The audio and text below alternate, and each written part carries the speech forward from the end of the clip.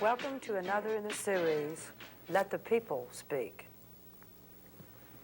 I have some original footage I shot on April the 14th, 1984, of the Ku Klux Klan organizing march in downtown Austin. You've just seen this footage. It shows the police protecting the Klan, demonstrators who say the Klan is not welcome in Austin, get off our streets. And tonight, I'm honored to have with me to discuss this footage and why the Klan is marching and organizing in Texas. The Black Citizens Task Force is here to discuss this with me. I'm very honored to have Mrs. Dorothy Turner, president of the task force, Andy Yalen, a member of the Black Citizens Task Force, to discuss this footage and the plans that the Black Citizens Task Force has in leading the resistance in Austin against Ku Klux Klan organizing. Thank you for being with me tonight.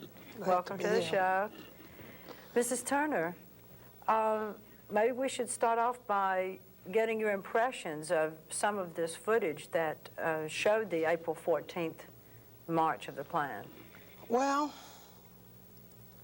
one thing I'm hoping seriously that people noticed, that some of the Klansmen was wearing robes, masks. They had their whole faces covered. Those hoods, you could not see beyond those hoods. And I'm hoping that they notice that, because that's a misconception going around, is that they can no longer do that, that's against the law, okay? I find that a lot of people have problems being able to make that distinction between the sheet-wearing Klan and the closet Klan, okay? So if they're allowed to come out in full regalia, the hoods, the whole 9 yards, then who knows who's up under there? It could be their next door neighbor. It could be their supervisor on the job, you know. So I hope they paid attention to that, okay?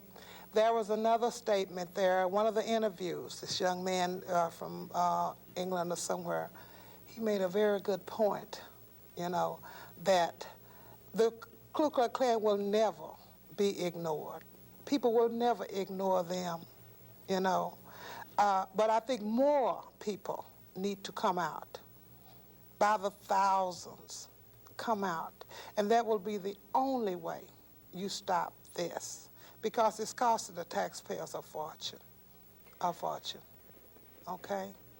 And if you would like me to quote the final results of the taxpayers' money, it was $80,000 out of the city's budget, $107,000 out of the state budget. That's over $5,000 per Klansman. 34 Klansmen, $5,000 each. That's right, per Klansman. It was 34 months, just to, you know, to recruit. And that's what they was doing here, recruiting, with no opposition.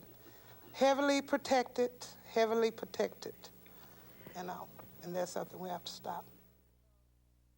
Okay, we're here today to protest the murders of 3 young blacks in Mexia on June 19th. We're also here to protest the United States stand on South Africa and demand human rights for black folks all over this country.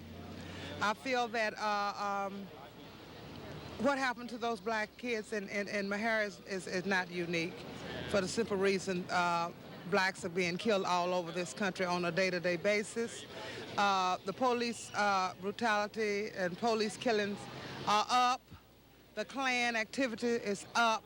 So what we have done here, we're taking a stand. No more. No more. We demand justice now. We demand justice now. We demand justice now. We demand justice now. We demand justice now. We demand justice now. We demand justice now.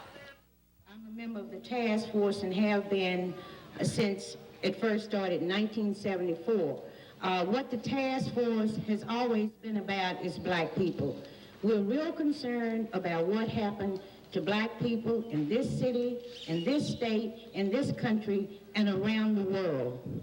I'm glad that everybody here is concerned enough about human rights and justice to show up this afternoon. We know that the 3 brothers that were drowned in Mexia were not given justice. We know that white folk in this state, in this town, this country, and around the world has not been humane to black people. I think that black people in this country and around the world must support Libya.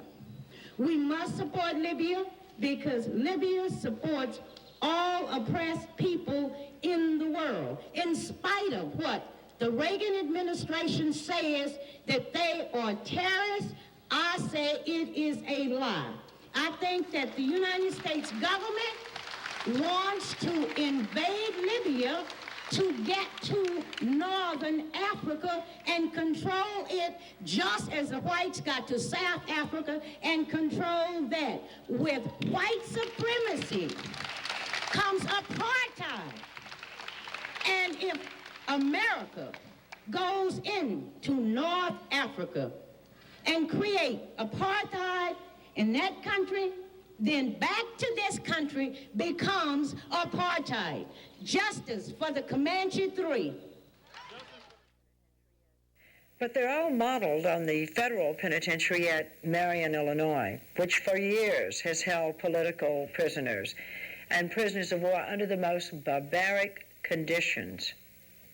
You may not want to believe this, but it's true. In America today, black revolutionaries, Leonard Peltier, Sekou Odinga, white revolutionaries are held in the most barbaric conditions. They are locked down, which means a very small cell, 4 feet by 6 feet. You never get out. Simple human cleanliness is kept as a privilege. You're not allowed showers. You're not allowed visits. Your mail is tampered with and lost. You cannot have phone calls. You cannot have exercise. And then at Marion, there are the behavioral modification tanks where political prisoners are put. Sensory deprivation. You don't see people. You don't talk to people. You don't know the difference between daylight and dark. What's the purpose of this? The purpose is to try to break a revolutionary's spirit. Break their spirits so they won't fight from within. They won't keep the connections to the people outside. They'll think nobody's out there, nobody cares. On behalf of Let the People Speak, we will be doing a series that will come up over the next months that will talk about who are the real terrorists.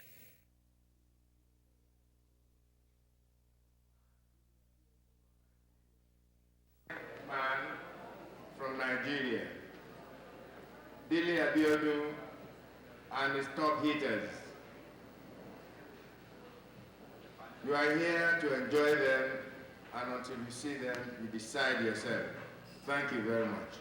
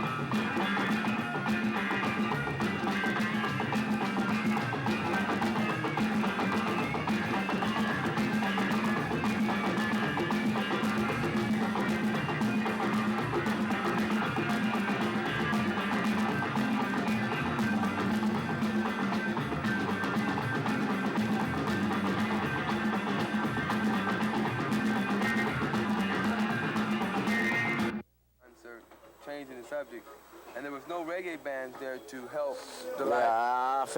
I felt disappointed. You know. I mean, there was really no love in the concert. No Ethiopian group there to express what it was. Yeah, I think that was lacking in the presentation. But rock, does rock represent Ethiopia? No, rock doesn't represent. No. They believe in Jah. Yeah, well, yeah, that is true, but they didn't have the flag there. They didn't have the flag there of Ethiopia at all. Yeah, I understand that, but it was for a worthy cause, and anything that is designed to help people in need, you know, you can't really fight against that, you know. Albeit that there wasn't any reggae group or, you know, somebody, some representing Africa, like say, okay, Turek on the bill, or, you know, something like that. But, you know, it was for a worthy cause, and I know the people in Africa are going to appreciate the donations and things, because I know that the people who give money, they give it with, you know, with a good feeling.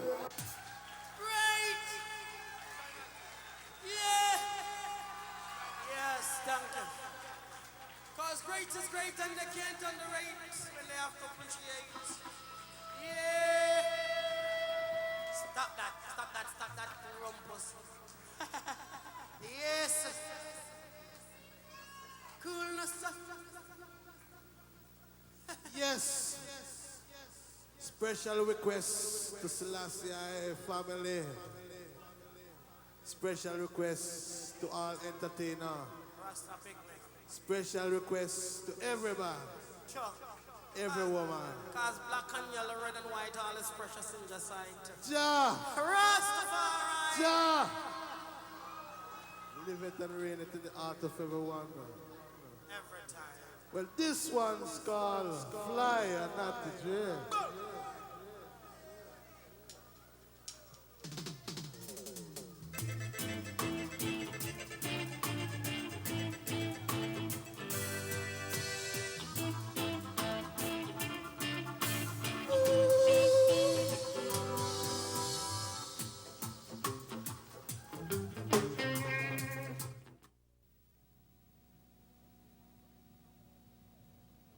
This is Austin, capital of the state and home of the University of Texas. 3 years ago, students at the university began studying the possibility of using the local cable system for public access. They convened public meetings and attempted to interest the community at large. The idea caught on. A group of teachers and townspeople formed a non-profit corporation to facilitate community access to the cable. The group called itself Austin Community Television, or ACTV.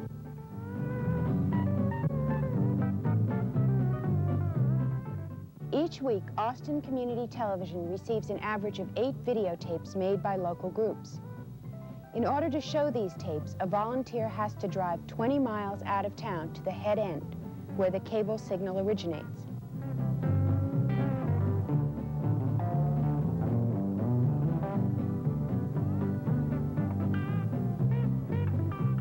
Capital Cable Company agreed to let ACTV use a channel, but provided neither the manpower nor the equipment necessary to play tapes over the system. For the first few years, rain or shine, the volunteers carried video playback decks in the trunk of the car, pulled up next to the cable company's building, and plugged into the cable. Recently, the cable company donated a small shed so volunteers and equipment could come in out of the elements.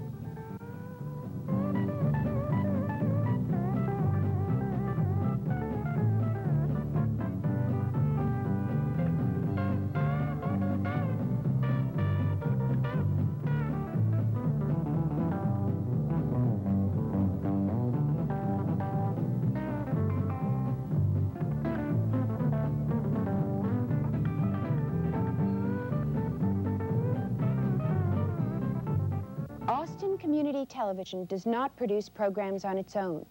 It schedules and cablecast videotapes from diverse groups and individuals. One biweekly offering is a report from the mayor, taped by the North Austin Optimists, a community service organization. The North Austin Optimist Club and Austin Community Television present a report from the mayor, a conversation with Jeffrey M. Friedman. Mayor Friedman, this week the City Council considered your ethics proposal again, ethics legislation, and I'm wondering what action did they take and where do we go from here? The Council passed on second reading the Ethics and Financial Disclosure Ordinance with some further Viewers are invited to send in questions for the mayor. Local groups bring in a wide variety of videotapes. This one comes from a group called Inter Artworks. It's the Reynolds Sisters, a local Austin band. The images have been colorized.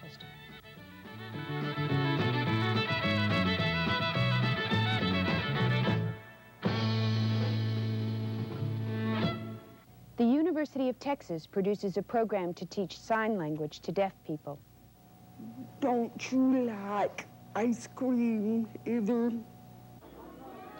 Sports fans bring in tapes of local games. A shot from Mimo Alvarez Calderon, well over. Austin is famous for its abundance of country singers, and every week there's local music on the cable. Never met girls that could sing so sweet, like the angels that live down in Austin, singing roll me easy, so slow and easy. Play the concertina, be a temptress, and baby I'm defenseless, singing harmony. The public access program in Austin is a good example of what happens when the cable company does not lend its full support to the idea of community television. Well, right now the cable company gives us, out of the goodness of their heart, the time for cable casting. According to them, that's not really required of them.